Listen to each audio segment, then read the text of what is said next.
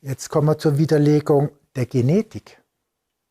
Es ist doch klar, wenn ich behaupte, eine Zelle entwickelt sich zu einem Organismus und es gibt kein formgebendes Feld.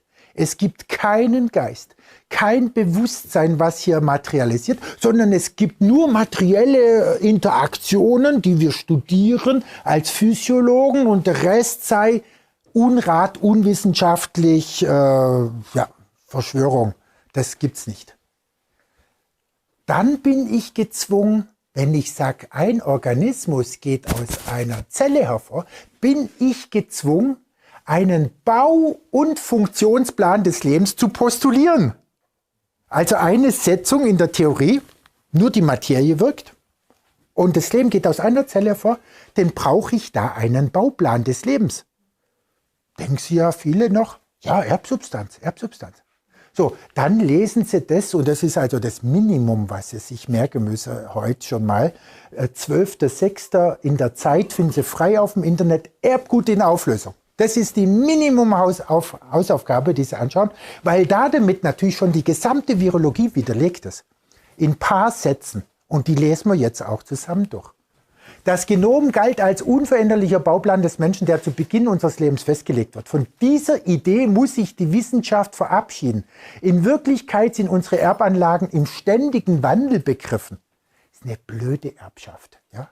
Einmal ist es eine Truhe, dann ein Stück Gold, dann ist es wieder ein grün bedrucktes Papier, also ein Liemen-Zertifikat, das über Nacht dann nichts mehr wert ist. Ja? Ganz schlechte Erbschaft. Also gleich verzichte, ja? Was sich ständig wandelt. Ja?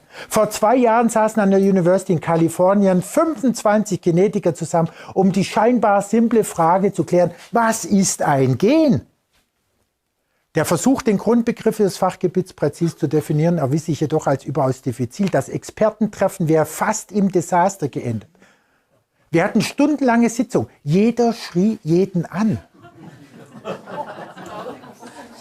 Und so wird es bald den Virologe gehen. Also wenn sich ein Geschrei erhebt, ja, plötzlich übers Land, ja, von der Charité ausgehend, ja, unser Christian dann, ja, oder andere, die zuerst, ja, dann werden sie schreien, weil sie es nicht aushalten, dass nichts übrig bleibt von ihrem ganzen Dings.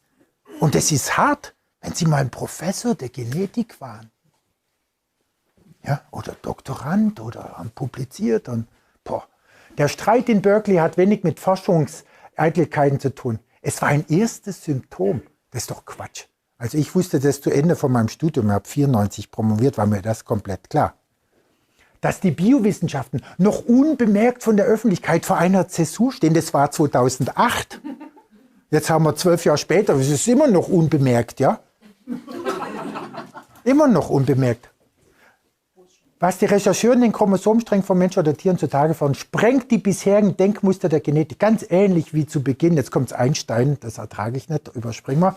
Vor allem die Medizinforschung steht vor neuen Herausforderungen. In ersten Umrissen wird erkennbar, Körper und Seele, deren Gesundheit, Krankheit, Entwicklung und Alterung unterliegen einem genetischen Wechselspiel.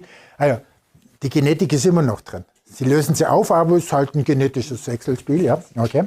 Dessen Komplexität alle bisherigen Vorstellungen übersteigt, dann muss ich das kommunizieren und sagen, Schluss aus, hier mein Professortitel zurück, wir haben uns geirrt, ich gehe jetzt hier aufs Land, gell? So, der Umzug